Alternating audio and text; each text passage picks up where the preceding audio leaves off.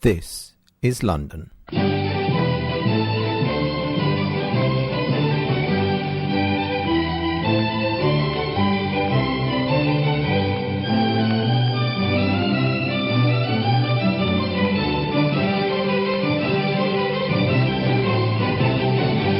Hello and welcome to this week's Steyn-tastic Shire Network News. You may mark that we are finding it hard to get over our glee at being able to bring you the only interview with Mark Steyn that you will hear today, probably. And we make no apologies for providing a public forum for one of the great commentators and writers of our time to speak on one of our favourite subjects, like a grand piano, and in a very Steyn way, titter ye not, he belts out a fine tune and captivates with humour, even when the times are dark and the enemy among us. He talks to us in the first of a two-part interview. Basically, most functioning nations, apart from the United States and to a degree Australia, have given up having babies. We know you won't want to miss that. As ever, we have input from around the Anglosphere, and I will be bringing you up to date on a little blog news. Here in the UK, we're all a little jealous that Americans are watching the latest season of 24. Jack Bauer is back, and things are in a bad way, not least because the US voters appear to have elected Dave Chappelle as president.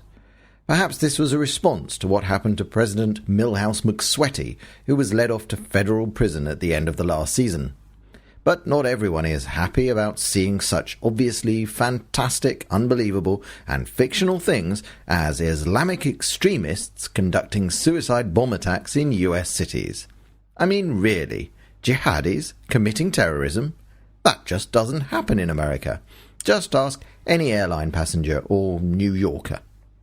One of those offended by the opening show in the latest season of 24 is MSNBC news muppet Keith Olbermann. It's a familiar tactic for grabbing and holding the public's attention, beloved by both the Bush administration and, just as another example, Fox News Channel. Step one, fear, and if step one does not work, step two, more fear. America has been victimized again. Last night's terrorist attack in San Antonio is now the latest in this series of bombings that began 11 weeks ago in 10 different cities. Over 900 people have been killed thus far, and while no one is claiming responsibility for this wave of death, evidence points to Islamic militants. Here in Los Angeles, the mood can only be described as tense and fearful, as the Department of Homeland Security is urging all citizens to report without delay any suspicious persons or activities. We spoke with a department spokesperson who says, quote, "We don't want to start a witch hunt, but we would rather err on the side of caution than become the next target." If that wasn't enough to scare or outrage you, the rest of the 4-hour, two-night show opener featured a mall attack, a would-be suicide bomber on a subway, and a successful suicide bombing on a passenger bus. Not in places where these things have already happened, but in a country called the United States of America. In case you missed the point, the show finished up with a nuclear weapon detonating in a major American city, literally conjuring up the administration's imagery for the war in Iraq, the good old mushroom cloud. Right-wing websites leaving no doubt as to what they think viewers should take away from this fictional attack. Case in point, newsbusters.org says this scene, quote, "should be required viewing for all media members who question what's at risk and whether there really is a war on terror, and accuses the media of undermining the Bush administration and, quote, downplaying the seriousness of terrorism." 4 more of these things out there. At least the rest of us didn't make it into a sitcom. And by that logic, of course, somewhere in this country there really is a cheerleader who will never die. There's at least one real-life talking dog and a mother and a daughter who patter back and forth like the Gilmore Girls. Is 24 propaganda, is it fear-mongering, or is it a program-length commercial for one political party? Gee, I don't know, Keith. Maybe you should go ask President Jed Bartlett about TV shows that are an ad for one political party. Ask Toby Ziegler or Josh Lyman to get you an invite to a meeting in the West Wing. It's really a bit weak to start getting upset about fictional terrorism when there's so much of the real thing. And anyway, knowing 24's penchant for jerking us around, the real evildoers will probably be revealed to be old, bald, white Republicans. Now, If you'll excuse me, I have to patch my PDA into a secure socket through a satellite uplink and establish a perimeter.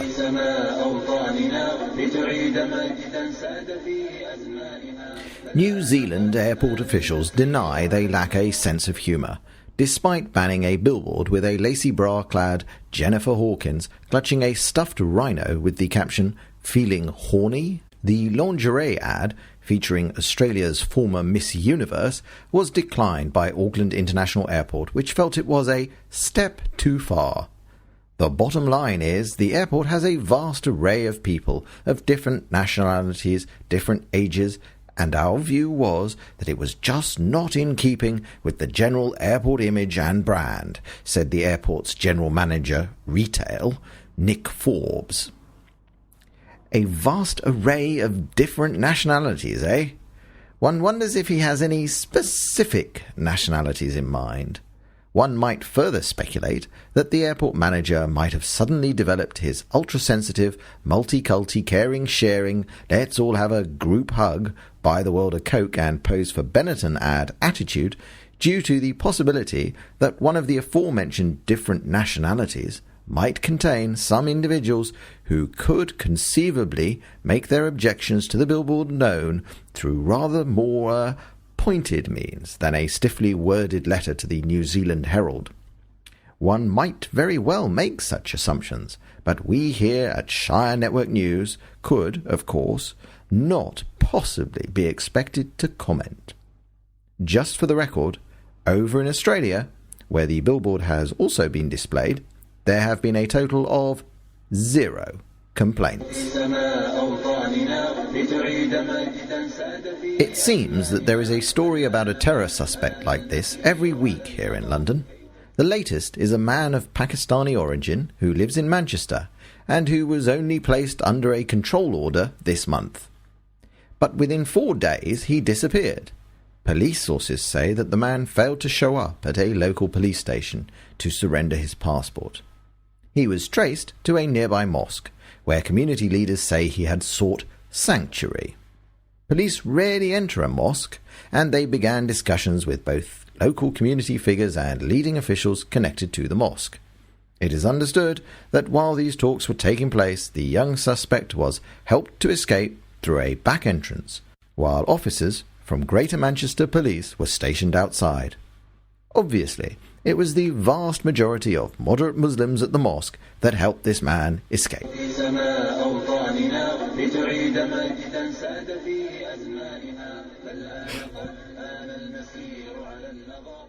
But perhaps the fleeing fugitive of the previous story was just looking for a football stadium. From Little Green Footballs, now proud to have been identified by the UK Guardian newspaper as infamous, comes the news that Amir Siddiqui and friends would like a place to pray during football matches. That's pray, not play. If we attend the game in its entirety, he said, we would miss one of our 5 daily prayers, said Siddiqui, president of the Muslim Cultural Students Association. I can leave the game early, come later, or pray somewhere in the stadium on dirty floors with lots of noise and lots of people around, which isn't a huge problem, but we'd love to have a small area. Now maybe for once I have to admit they have a point. Perhaps the vast travelling army of England cricket fans, known as the Barmy Army, who are currently hiding with shame along with the England cricket team in Australia, should be seeking a similar place to pray for some way to defeat the triumphant Australians just once, ever again. And is it just me, or do the 3 meal breaks on each of the 5 days of a cricket match seem to coincide with the Islamic times for a call to prayer? We should be told. Finally this week, I did attend the Daniel Pipes Ken Livingstone debate in London yesterday. There are a number of reviews and comments about this springing up in the blogosphere, but I'll give you my views quickly. In the opinion of this humble correspondent, Ken was made to look like a fool.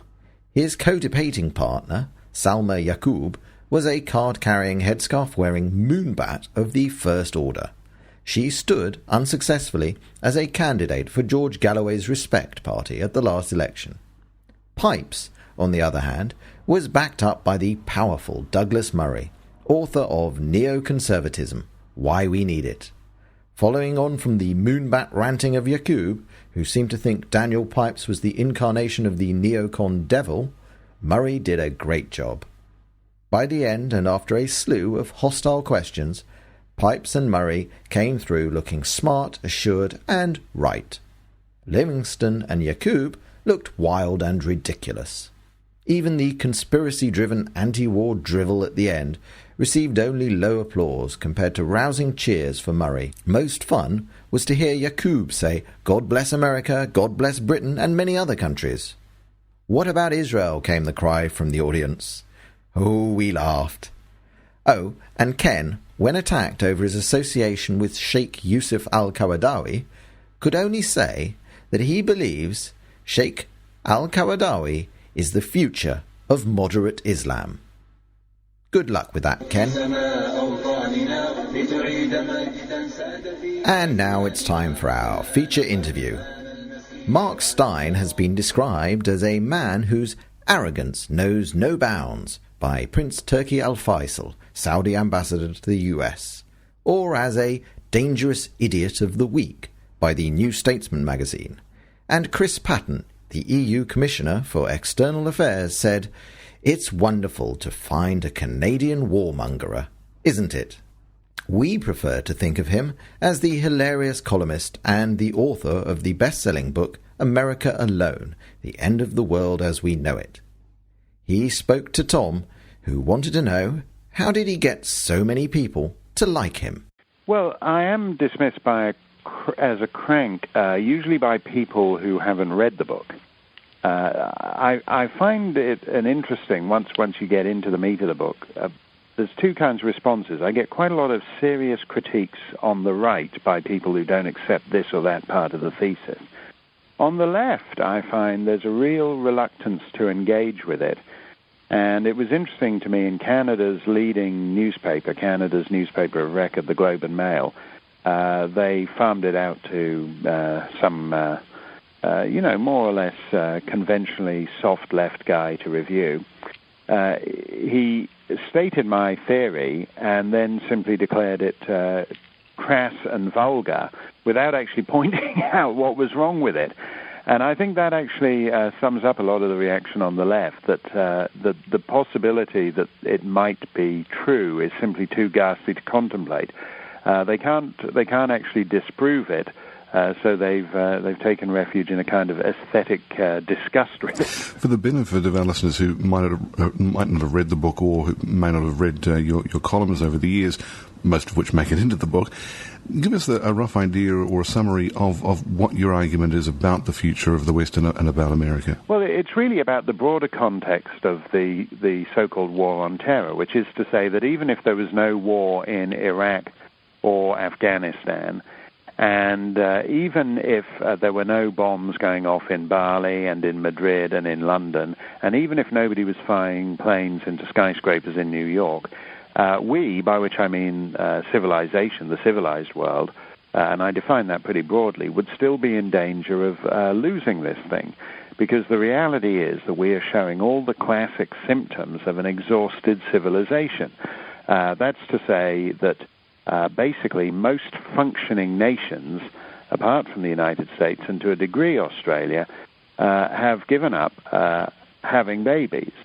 That's to say that Europe is on, and Russia, and to a certain extent Canada, are on the brink of a demographic death spiral.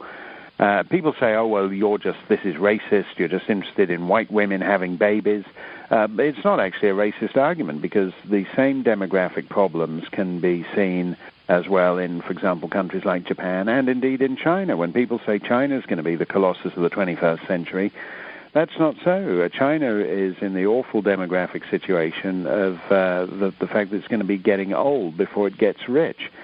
So, in a sense, the Muslims have a moment of opportunity. They've got a kind of 25, 30-year moment of opportunity where they've got millions and millions of surplus young men, ideologically motivated, and they're up against a Western world that is riddled with self-doubt and simply has abandoned having babies and, to a certain extent, appears to have lost its survival instinct. Well, this argument seems to be being completely dismissed on the left. They're not even really engaging with it. I read an article about immigration in The Guardian the other day in which the writer simply said, diversity makes us strong and we need this for the economy and it's all wonderful. And these right-wingers, they're simply racist. This is just some sort of knee-jerk reaction. We just don't like brown people. It's as simple as that. Well, I actually do quite like brown people. I like all kinds of people, and it's not really about skin color, apart from anything else. I think the whole obsession with racism actually prevents us from discussing what is really going on here. I mean, for a start, it's not a racist argument. Muslims in the Middle East are technically Caucasians, so the idea that I'm a kind of racist who's only interested in Caucasians is nonsense. But and the Caucasus, apart from anything else, is full of Caucasians, and the Russian Federation has got huge problems simply because Slavs are declining massively in number, and the Muslim areas in the Caucasus and other parts of the Russian Federation are surging. And, the thing is, when you say, yes, we need people to come here and do jobs, for a start, that's a structural weakness. It's one thing to favor immigration because you'd like a wider range of restaurants in your dreary little, culturally, racially homogenous small town, to say, wouldn't it be great to have a Thai restaurant? Wouldn't it be great to have a Vietnamese restaurant? That's a reason to have immigration. When you say, well, we need immigrants to come here and be our nurses and our doctors and our plumbers and whatever, then you're talking about a structural weakness in your society. A dependence on immigration is a structural weakness, and you ought to address it as such. And then the other point I'd make on that is that you may look on all these people coming here as plumbers and nurses, but that is not people's core identity. And if you look particularly at alienated Muslims in Europe, they may do a job for part of the week as a plumber, but they do not think of themselves primarily as your plumber. That's a kind of condescending way of looking at it. And the reality is that not all of them, but a significant proportion of them have developed a kind of pan-Islamist identity that surges across borders and is their core identity in a way that their nominal citizenship, whether it's French or Belgian, Canadian, and in some cases Australian, it doesn't have the hold on them that this core Islamist identity does. Well, you've been doing quite a bit of publicity for this book, and it's doing pretty well in terms of sales, but that's not because of widespread support amongst the book-selling fraternity, is it? Well, it's always amuses me when you go into bookstores in certain parts of the United States, and to a degree in Canada too, that you find a hard job. Every author likes to see his book on the front table. The front table in a lot of American bookstores tends to be clogged up with unsold books by, for example, the Christian fundamentalist threat to America. I love the displacement that's going on in the world at the moment. That a lot of American writers on the left have decided that, yes, there is a threat of radical theocracy in the world, but it's not coming from Islam, it's coming from evangelical Christians. Yeah, we all remember how those Presbyterians flew planes into buildings, and as for the Methodist suicide bomb as well, just don't get me started. That's right, and they have, and although it's true that they're not flying as many planes into buildings as they should be if they were promoting these books successfully. They can sometimes look askance on you when if you happen to have your gay wedding ceremony in Massachusetts and come out the church door and one of them's passing by. They can give you a very disapproving look. So there are all these unsold books, big mountains, piles of books about the theocratic threat, and then you'll find a somewhat diminished pile of mine behind it, and happily it's diminished because people are buying it. And then you'll see these other obscure subjects that people love. People love, for example, books by conservatives criticizing conservatism. Andrew Sullivan has written a book called The Conservative Soul, How We Lost It. Oh, please, Mark, you're not going to call Andrew Sullivan an actual conservative, are you? Well, he plays one on TV, and that's the point. A conservative who gets the approval of the media is one who spends most of his time slamming conservatives. And they always there seem to be significant piles of Andrew's low-selling book out there. And I haven't. I'm happy to say that the book, I think, would have been less of a success if it hadn't been for a sort of network of online sales and book clubs and the whole kind of internet network, which I think can just bypass what the media think you ought to be reading. I mean, it's interesting to me. The book got onto the New York Times bestsellers list, and it had this weird précis, two-line précis when the New York Times printed the hit parade. You know, a conservative columnist argues that, quote, whatever it was. Well, you know, the words "a conservative columnist argues" is New York Times code speak for you don't have to bother reading this book and we don't have to bother reviewing it. Yeah, well, you're a right-wing conservative polemicist, whereas Robert Fisk and John Pilger and Noam Chomsky are respected intellectuals. That's right, and I think that's the warning they always slap on you. The health warning whenever you appear on... I mean, it's true, whenever I've appeared on the ABC down in your part of the world, I mean, they're awfully nice, and I actually have a very good time when I'm on the shows down there. But they do tend to preface you by saying that, by actually putting your views in a box, in a way that somehow Robert Fisk is supposedly just a dispassionate observer of the passing scene. I mean, I don't mind. I'm happy to have health warnings. I think they should just be slapped on all products, not just mine. Well, that was fun, wasn't it? And we have a fair bit more coming up next week. Stay tuned. We can thoroughly recommend Mark Steyn's book, America Alone, The End of the World as We Know It, and links to that book on Amazon can be found in the show notes. And now, Meryl returns, and she's wondering what rabbis were up to in Tehran last month. This is Meryl Urish, and this is On Second Thought for Shire Network News. That is disgusting. Not yet, Daffy. You've probably heard about the Holocaust Denial Conference that our pal Mahmoud Ahmadinejad threw in December. That is disgusting. Yes, it is. And you probably also heard that 7 Orthodox Jews were his big-time photo-op guests. And the biggest photo-op of all was Mahmoud's makeout session with Moshe Aryeh Friedman, who said in Haaretz that the two men must have kissed at least 20 to 30 times. Friedman was one of several members of the Orthodox Jewish sect known as the Neturei Karta to attend the conference. The Neturei Karta, or the Nutty Karta as I like to call them, think that only God can create the state of Israel, and they have yet to meet a Jew-hater they don't like. You ought to be ashamed of yourself. This time, the Jew-haters' best friends went too far. The worldwide Jewish community has struck back. The Satmar Hasidim court issued a statement calling on the public to disassociate themselves with the seven. Considering that the Satmars are also anti-Zionists, this is huge. 1,000 curses. Okay, well, maybe not that huge, Daffy. There have been protests in front of the conference attendees' synagogues and homes. In Manchester, England, one attendee's house was hit by thousands of eggs. You deserve it. Some of the attendees have apologized and attempted to clarify their remarks, saying they did not deny the Holocaust. But Moshe Friedman, he of the big kiss, has not. When Friedman returned to Vienna after spending 2 more weeks speaking against Israel to Iranian audiences, he came home to an empty house. His wife went to America to stay with her family and divorce her husband. Looks like actions have consequences, kiss boy.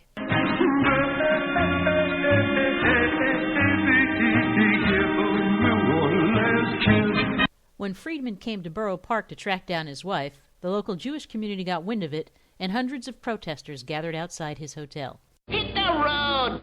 And that's not all. A group of unknowns has launched what they call Operation Screwball, designed to shame and, well, harass the Neturei Karta Jews who attended the Holocaust Denial Conference. You deserve it. Yeah, Daffy, I'm not shedding any tears over these guys either. Actions have consequences. I say it's about damn time. It was bad enough when these nutjobs were shaking hands with Yasser Arafat as Jews were dying on buses in Israel. I'm perfectly okay with seeing the Satmar Jewish community finally join with the rest of us and tell these nutty Karta schmucks to go to hell.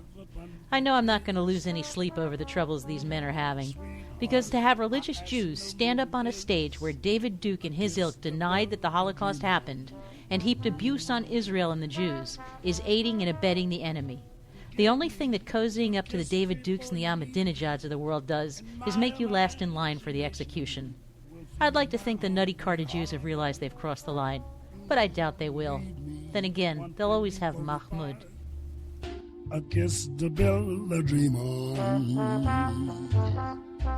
When I'm alone with my fancies. This week, Damien is exercising himself over globalization. Turns out, he's a fan. Hi folks, it's Damian Penny with Voice of Dame Nation for Shire Network News, and a happy belated New Year's to all of our listeners and supporters. Earlier this month, a major, big-budget, star-studded epic film had its world premiere in Toronto. But this wasn't a Canadian movie, and it wasn't even one of the dozens of American films shot in Toronto every year. This was a movie called Guru, and it's a high-profile release from the world's second-largest film industry, India. Guru premiered in Toronto, mainly because of that city's absolutely massive Indo-Canadian population. Bollywood films are shown regularly in Toronto, both in small independent theaters and increasingly in large multiplexes. But this is the first time an Indian movie actually premiered in Canada, and it illustrates an interesting point about globalization. We have a lot of professional anti-globalization and anti-free trade activists here in Canada, and as long as I can remember, their message has never really changed. Fear the Americans. Globalization is supposed to mean American pop culture is going to run roughshod over the rest of the world and create a global American monoculture in which everyone drinks Coca-Cola and watches Jerry Springer. Now, of course, a lot of people all over the world do drink Coca-Cola and watch Jerry Springer. But globalization works both ways, and it's never been easier for Americans to access films, TV shows, and books from other countries either. It's not at all uncommon for subtitled foreign films, most notably Asian action epics like Hero and Crouching Tiger, Hidden Dragon, to be widely released in North America, while foreign TV shows are easily obtained over the internet. That's how people like me can see Top Gear almost as soon as it airs in the UK, instead of having to wait months for heavily edited episodes to show up on Canadian TV. So, it's all beer and Skittles, right? Well, not exactly. Our Saudi partners against terror have used the era of globalization to market their products as well. And unfortunately, Saudi Arabia only produces two things, oil and Wahhabi Islam. The question of whether the Islamic faith is inherently violent and intolerant is one that I'm not going to touch in this commentary. There's little doubt, however, that as far as strains of Islam go, Wahhabism is as strict and unforgiving as they come, and the Saudis have done a remarkable job forcing it down the throats of more benign versions of the Muslim faith. Our guest this week, Mark Steyn, makes that point in his book America Alone. Here's what he writes. The biggest globalization success story of recent years is not McDonald's or Microsoft, but Islamism. The Saudis took what was not so long ago a severe but peripheral strain of Islam practiced by Bedouins in the middle of a desert miles from anywhere and successfully exported it to Jakarta and Singapore and Alma-Ata and Grozny and Sarajevo and Lyon and Bergen and Manchester and Ottawa and Dearborn and Falls Church. It was a strictly local virus, but the bird flew the coop. And now, instead of the quaintly parochial terrorist movements of yore, we have the world's first globalized insurgency. In 2006, Danes reeling from the Muslim world's cartoon-provoked commercial boycott could only dream of boycotting Islam's products half so effectively.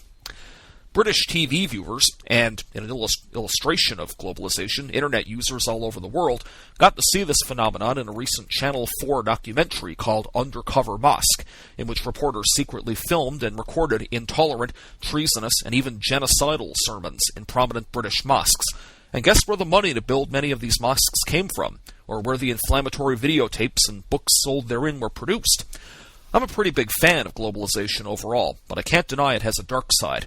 Too bad most of our so-called anti-globalization activists seem more concerned about Jerry Springer. Back to you, Brian. Well, that is just about it for another week of Shire Network News. We hope you have enjoyed the show, and as ever, we encourage you to get involved. Write in, comment, or send cash. All are valid. I'll just remind you that we do have the second part of Mark Steyn coming up next week, and he's not too hopeful for the future of Britain. I think there are clearly differences emerging. I think the loss of Britain, for example, is going to be one of the great tragedies of the early 21st century. This has been Shire Network News, holding firm as your last refuge from spurious nonsense and puerile drivel about Celebrity Big Brother.